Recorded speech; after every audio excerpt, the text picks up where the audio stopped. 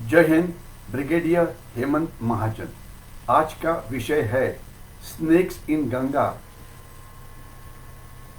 One book by Shri Rajiv Malhotra and Vijay Vishwanathan. I repeat, आज का विषय है गंगा में सांप, एक किताब जो राजीव मल्होत्रा जी ने लिखी हुई है। इस किताब के ऊपर हम बातचीत क्यों करेंगे? क्योंकि ये किताब बताती है कि भारतवर्ष को कौन से धोखे हैं अलग अलग जगह से। आमतौर पे ये माना जाता है कि हमारे देश को धोखा है पाकिस्तान से, उसके बारे में सबको पता है। हमारे देश को बहुत ज़्यादा बड़ा धोखा है चाइना से, इसके बारे में भी सबको जानकारी है। लेकिन हमारे देश को अमेरिका के कुछ संस्थाओं से धोखा है, ये चीज़ इतनी कॉमनली पता नहीं है। क्योंकि हमारा देश एक डेमोक्रेसी है, लोकशाही है, यहाँ पे अमेरिका भी डेमोक्रेसी है। और ये माना जाता है कि जो वेस्टर्न वर्ल्ड है, यानी कि यूरोप है, अमेरिका है, ये देश हमारा समर्थन करेंगे और हमारे देश को आगे जाने में, प्रगति करने में मदद करेंगे। लेकिन ये जो किताब लिखी हुई है श्री राजीव मल्होत्रा जी ने, इसमें कुछ चीज़ें सामने आई है। वो ये दर्शाती है कि हमारे देश की प्रगति को रोकने के लिए, हमारे देश को तोड़ने के लिए आज अमेरिका के अंदर भी कितनी सारी शक्ति काम कर रही है और वो किस प्रकार का काम कर रही है, और सबसे इम्पोर्टेंट कि इनको कैसे रोका जाए। सबसे पहले कौन है ये शक्ति? अमेरिका में कुछ मीडिया में लोग हैं, जैसे कि वॉशिंगटन पोस्ट है या न्यूयॉर्क टाइम्स है, वो हमेशा भारत के खिलाफ लिखते रहते हैं क्योंकि उसको चाइना ने खरीदा हुआ है। वो खुद को हमारे से सुपीरियर समझते हैं। अमेरिका में कुछ एनजीओज है जो भारत को नीचे पाड़ना चाहती है। अगर आपको याद होगा तो इसमें दो बड़ी एनजीओज का मैं नाम लूँगा। एक तो है फोर्ड फाउंडेशन, मैं रिपीट करता हूँ, फोर्ड फाउंडेशन। ये ऐसी संस्था है कि जो अमेरिका के एक प्रेसिडेंट थे फोर्ड नाम के, इनके नाम पे है और ये सामाजिक लोगों को मदद करने में अपना काम करती है। इस प्रकार से इनके बारे में बताया जाता है। लेकिन ये संस्था भारत के अंदर बहुत सारे एनजीओज को मदद करती है जो देश को तोड़ना चाहती है। आमतौर पे अगर हम भारत की संस्थाएं देखें, कुछ संस्थाएं ये है कि जो जिहादी विचारों से लदी हुई है और भारत को तोड़ना चाहती है। कुछ लेफ्टिस्ट ओरिएंटेड है जो भारत की विकास को रोकना चाहती है, और कुछ और है कि जो किसी अलग अलग कारणों से भारत का विकास रोकना चाहती है। दूसरी संस्था है कि एक अमेरिका में बिलियनर है, बहुत श्रीमंत आदमी है, जिसका नाम है जॉर्ज सोरोस। नाम मैं रिपीट करता हूँ, जॉर्ज सोरोस। तो ये भी लाखों करोड़, थाउजेंड्स ऑफ करोड़ की मदद करता है अलग अलग संस्थाओं को जिनका काम है भारत को तोड़ना। इसके सिवाय कुछ यूनिवर्सिटीज़ है अमेरिका के अंदर जो खुद को बहुत सुपीरियर समझती है। उनका सोचना है कि अमेरिका एक वाइट कंट्री है, तो वो हमारे जो भारत एक ब्राउन कंट्री है, यानी कि भारत का जो हमारे स्किन का जो कलर है ये ब्राउन है, तो ये वो हमारे से सुपीरियर है। और उनका काम है कि भारत को सिखाना, और उनका वो चाहते हैं कि कुछ भी चीज़ करनी है तो भारत, हमारा देश, उनसे जो वो बोलते हैं वो चीज़ माने, जो कि बिल्कुल हमें पसंद नहीं है। आज अमेरिका में दो बड़ी पार्टीज़ है, एक है डेमोक्रेट, एक है रिपब्लिक। उसमें कुछ इंडिविजुअल्स है कि जो भारत का भला नहीं चाहती। मतलब हम डेमोक्रेट्स को या रिपब्लिकन्स को मतलब एकदम दोष नहीं दे सकते, क्योंकि वो पार्टी तो आजकल तो डेमोक्रेटिक पार्टी ये रूलिंग है, और शायद आगे वाले इलेक्शन में या तो डेमोक्रेटिक पार्टी राज्य करेगी या रिपब्लिकन पार्टी वहाँ पे आ जाएगी। लेकिन देखिए, आज कुछ जो नॉन रेसिडेंट इंडियंस है जो हिंदुस्तान से अमेरिका में गए हुए हैं, इसमें से कुछ लोग जो आज अलग अलग जगह के ऊपर ऊंची स्थान के ऊपर है, वो भारत का द्वेष करती है। मैं आपको एग्जाम्पल देता हूँ कि अमेरिका की वाइस प्रेसिडेंट है कमला हैरिस। ये एक भारतीय मूल निवासी है। जब ये वाइस प्रेसिडेंट बनी तो भारत में बहुत लोग खुश हो गए कि देखिए, अमेरिका ये दुनिया का मोस्ट पावरफुल नेशन है, टेक्नोलॉजिकली ये सुपर पावर है, मिलिट्रीली ये सुपर पावर है, और अगर वहाँ पे एक भारतीय मूल निवासी यानी कि non resident Indian vice president बन जाता है तो भारत के लिए तो बल्ले बल्ले है। यानी कि भारत को अभी सब प्रकार की टेक्नोलॉजी वहाँ से मिलेगी, सब प्रकार का आर्थिक सहायता मिलेगा, भारत को यूनाइटेड नेशन सिक्योरिटी काउंसिल में आने के लिए मौका मिलेगा। लेकिन हुआ ये कि जब से वो आई तब उन्होंने भारत के खिलाफ कुछ उल्टी सुल्टी बातें करनी शुरू कर दी, और भारत के मीडिया में भी कुछ ऐसे लोग हैं कि जो कभी भारत का भला नहीं चाहते, तो वो हमेशा इस चीज़ों को ये देते रही कि कमला हैरिस हमारे खिलाफ है। दूसरा मैं एग्जांपल देता हूँ कि अभी सत्ता परिवर्तन हुआ है ग्रेट ब्रिटेन के अंदर। वहाँ पे जो होम सेक्रेटरी है वो एक भारतीय मूल निवासी स्त्री है, लेकिन वो भी भारत के खिलाफ बात करती है। जब उसको पूछा गया कि क्या अभी भारत और ब्रिटेन के संबंध अच्छे होंगे, तो उसके ऊपर उनका स्टेटमेंट है, नहीं ये हो सकता। कारण क्या बताती है वो? कारण ये बताती है कि भारत से जो लोग इंग्लैंड में या यूनाइटेड किंगडम में आते हैं वो बेकायदा काफ़ी सारे लोग आते हैं और वो उसके बाद वापस ही नहीं जाते। यानी कि उसका कहना था कि इलीगल माइग्रेशन भारत से वहाँ उस देश में हो रही है। थोड़ी बहुत उनकी बात माननी पड़ेगी, लेकिन ये बहुत ही मिनिस्क्यूल है। मैं रिपीट करता हूँ, मिनिस्क्यूल है। कुछ लोग वहाँ पे जरूर इलीगली गए होंगे, कुछ लोग इलीगली वहाँ पे जरूर स्टे कर रहे होंगे, लेकिन ये नंबर बहुत ही कम है। लेकिन ज़्यादातर लोग जो अमेरिका में है वो बहुत हार्ड वर्क करते हैं, और अगर आज अमेरिका की इकोनॉमी जो प्रॉब्लम चल रही है दुनिया में उसके कारण स्ट्रांग है, अमेरिका का डॉलर बहुत स्ट्रांग है, तो उसके लिए एक महत्व का कारण है जो नॉन रेसिडेंट इंडियन जो अमेरिका में है वो बहुत अच्छा काम कर रहे हैं। किसी भी फील्ड में वो बहुत अच्छा काम करते हैं। माना जाता है कि नासा यानी कि नेशनल एरोनॉटिक स्पेस एडमिनिस्ट्रेशन जो दुनिया की सबसे बड़ी साइंटिफिक ऑर्गेनाइजेशन है, उसमें 30% जो लोग साइंटिस्ट काम करते हैं वो इंडियन है। जितनी बड़ी बड़ी अमेरिका की कंपनी है जिनका बजट काफ़ी बड़े देशों से भी ज़्यादा होता है, गूगल है, माइक्रोसॉफ्ट है, बहुत सारों की जो सीईओज है, जो टॉप 500 कंपनीज है वो इंडियंस है। इसके बावजूद आज भारत को वहाँ पे विरोध होता है। अगर आपने पिछले कुछ दिन की बातें सुनी होगी कि एक सिख फैमिली जिसके ऊपर हमला हुआ, कारण रेसिस्ट था, और जिसमें वो 4 मारे गए, जिसमें एक 8 महीने की एक बहुत ही क्यूट बच्ची भी थी।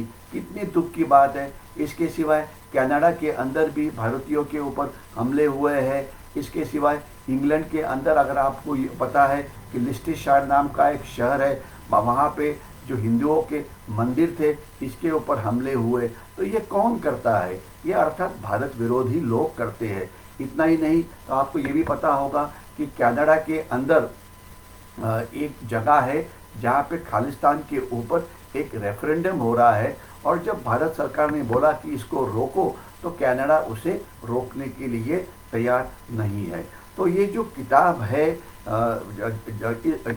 किताब में श्री राजीव मल्होत्रा बताती है कि एक इंटेंस वॉरफेयर भारत के खिलाफ चल रहा है जिसे वो ब्रेकिंग इंडिया 2.0 बोल रहे हैं।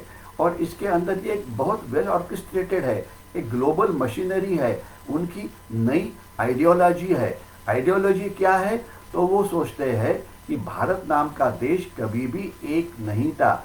1947 के बाद ही भारत की जो संकल्पना है ये सामने आई, जो कि सच नहीं है। वो सोचते हैं कि अगर ब्रिटिश नहीं होते तो भारत नाम का देश ही नहीं होता। तो उन्होंने थियोरीज तैयार की हुई है जिसे वो बोलते हैं क्रिटिकल रेस थियोरी, जिसमें ये सोचते हैं कि वाइट रेस जो है ये ब्राउन रेस से सुपीरियर है। अमेरिका का जो एकेडमिशियंस है, अमेरिका के जो लोग हैं भारत से सुपीरियर है। और आज भारत में बहुत सारी प्रॉब्लम है। वो सोचते हैं कि भारत में माइनॉरिटी सेफ नहीं है, वो सोचते हैं भारत में कास्ट इक्वेशन बहुत ज़्यादा है, वो सोचते हैं भारत में महिलाओं के ऊपर हमले हो रहे हैं, वो सोचते हैं कि वहाँ पे कुछ रूलिंग पार्टी के लोग हैं जिसे जिसे वो ब्राह्मण्स बोलते हैं, वो सभी लोगों के ऊपर अन्याय ही करते रहते हैं। तो इसे एक पॉपुलरली एक वोक मूवमेंट इस नाम से बोला जाता है। और इन देशों का मानना है कि अगर भारत को इन शक्तियों से छुड़ाना है, मैं रिपीट करता हूँ, भारत को इन शक्तियों से छुड़ाना है जो भारत के ऊपर गड़बड़ कर रही है, भारत में वायलेंस बढ़ा रही है, भारत में और उल्टे सुल्टे काम कर रही है, तो एक ही चीज़ करनी चाहिए, भारत के टुकड़े करने चाहिए। भारत कभी भी एक देश नहीं था, भारत के अलग अलग हिस्सों में भारत को बांटना चाहिए, जिससे भारत के ऊपर जो हमले होते, भारत में जो लोगों के ऊपर जो हमले हो रहे हैं वो कम होंगे और शायद एक अच्छे देश के तौर पे वो आएंगे। तो इसमें उन्होंने कुछ थियरीज तैयार की हुई है जिसको वोक थियरी नाम से बोला जाता है। कुछ यूनिवर्सिटीज़ है वहाँ पे जिसमें इस प्रकार का रिसर्च होता है और कि भारत को कैसे बचाया जाए, भारत को कैसे तोड़ा जाए। और इसके अंदर वो सोचते हैं कि आज हार्वर्ड नाम की जो यूनिवर्सिटी है ये एक विश्वगुरु है और वो ही बचा सकती है भारत को, या अमेरिका की यूनिवर्सिटी। और इसे वोकिज्म नाम का भी एक नाम से भी पुकारा जाता है। इसका फ़ायदा चाइना भी उठा रहा है। और आपको याद होगा कि ये सारी जो इंस्टीट्यूशंस थी 50 से 60 हज़ार करोड़ इतना पैसा भारत में भेज रही थी और भारत में एनजीओज को दे रही थी। और इनके नाम अलग अलग थे। कुछ किसी को वो ह्यूमन राइट्स के नाम से काम करने वाली संस्था थी, उसके नाम से वो पैसा देते थे। कुछ लोग हैं एंटी डेवलपमेंट एस्टेब्लिशमेंट, यानी कि भारत में कोई डेवलपमेंट होना ही नहीं चाहिए, इसके लिए वो पैसा देते थे।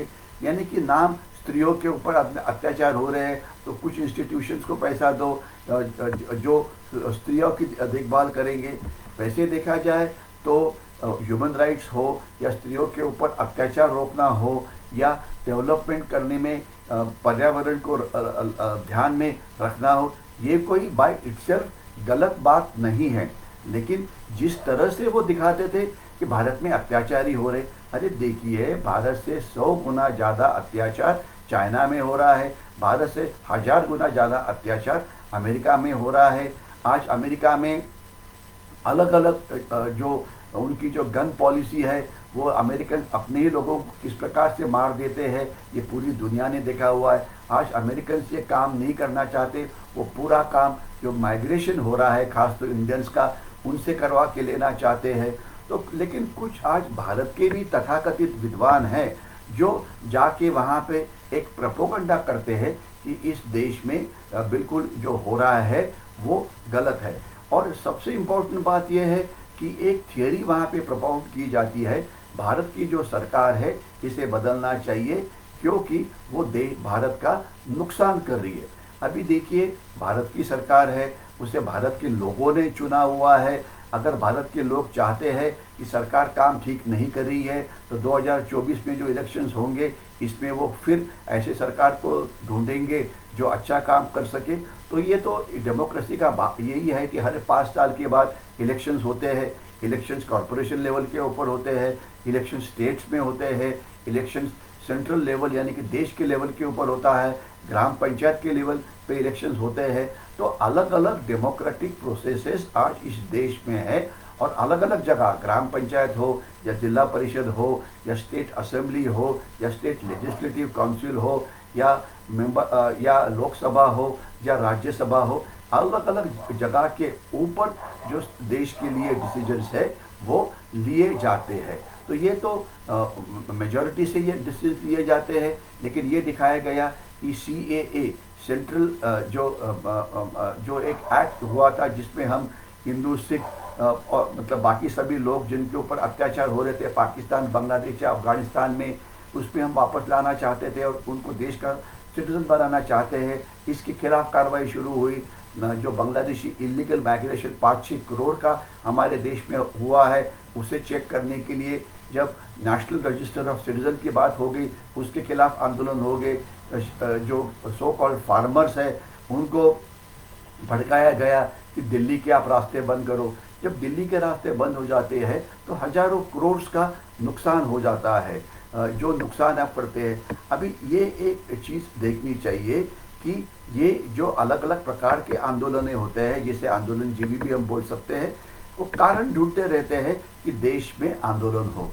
अभी बात यह है कि अगर देश में कोई चीज़ ठीक नहीं है तो आंदोलन के बदले अगर आप कोई पॉजिटिव एक्टिविटी करते हो तो वो ज़्यादा अच्छा होगा। लेकिन रास्ता बंद करना या तोड़ फोड़ करना या पब्लिक प्रॉपर्टी को जालना या प्राइवेट प्रॉपर्टी को बर्बाद करना, ये तो कोई तरीका नहीं है। तो ये जो अराजकता है, ये नक्सलिस्ट जो है, ये लेफ्ट विंग एक्सट्रीमिस्ट है, ये फैला रहे हैं। कुछ जिहादी तत्व है वो उसे फैलाते हैं। ईशान्य भारत में कुछ लोग हैं जो उसे बढ़ाने की कोशिश करते हैं। तो आज ये सब करने का इनका उद्देश्य क्या है?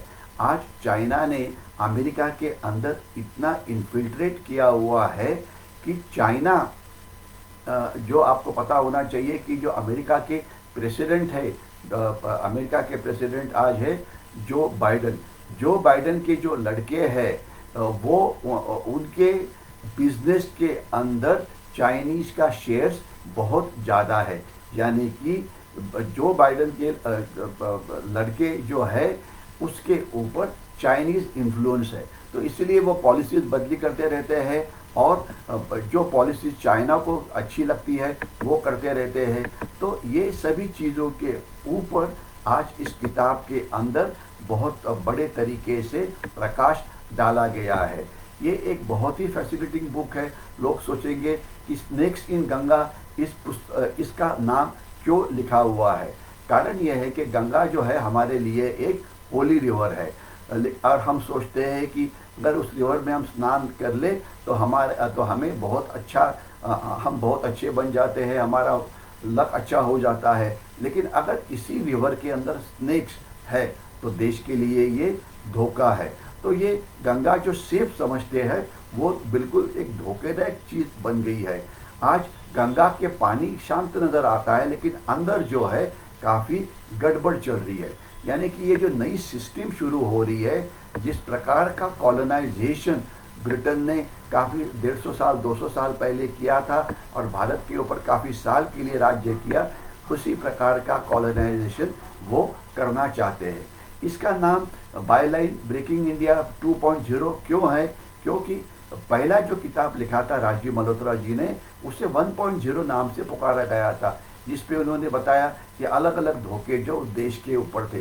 लेकिन इसके बाद जब उनका रिसर्च हुआ तो उन्हें पता लगा कि इसके सिवाय कुछ लोग हैं जो चुपचाप से काम करते हैं। कुछ निगेटिव फोर्सेस है, वो भारत की अलग अलग इंस्टीट्यूशंस, पॉलिटिकल पार्टीज है, ब्यूरोक्रेसी है, पुलिस है, अलग अलग जगह में इन्फिल्ट्रेट होके उल्टा काम करने के लिए उन्हें उनके ऊपर इन्फ्लुएंस डालती है। और ये बोला जाता है कि इस देश में जो भी सोशल प्रॉब्लम्स है उसका पूरे कारण, पूरे सोशल प्रॉब्लम्स वो दलित के ऊपर हो या मुस्लिम्स के ऊपर हो या महिला के ऊपर हो या जो तृतीय पंथीय होते हैं इनके ऊपर हो, इनके लिए जवाबदार ये केवल आज की सरकार है।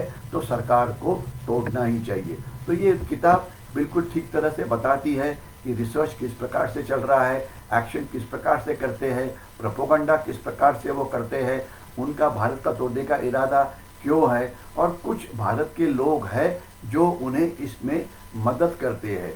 तो इसलिए ये किताब एक बहुत ही अच्छा वेल रिसर्च्ड वर्क है जो दिखाता है कि भारत को अमेरिका जैसे डेमोक्रेटिक कंट्री से कितना नुकसान हो सकता है। ये कहने का मतलब नहीं है कि अमेरिका बाय इटसेल्फ एक खराब देश है। आज आप देखिए तकरीबन अमेरिका के 3 या 4% लोग वहाँ पे नॉन रेसिडेंट इंडियंस है जो वहाँ जाके बहुत काम करते हैं। लेकिन कुछ लोग हैं जो ओपन, जॉर्ज सोरोस जैसे मैंने नाम बताया, या फोर्ड फाउंडेशन या हार्वर्ड यूनिवर्सिटी वगैरह, जहाँ पे इस प्रकार के उल्टे काम किए जाते हैं।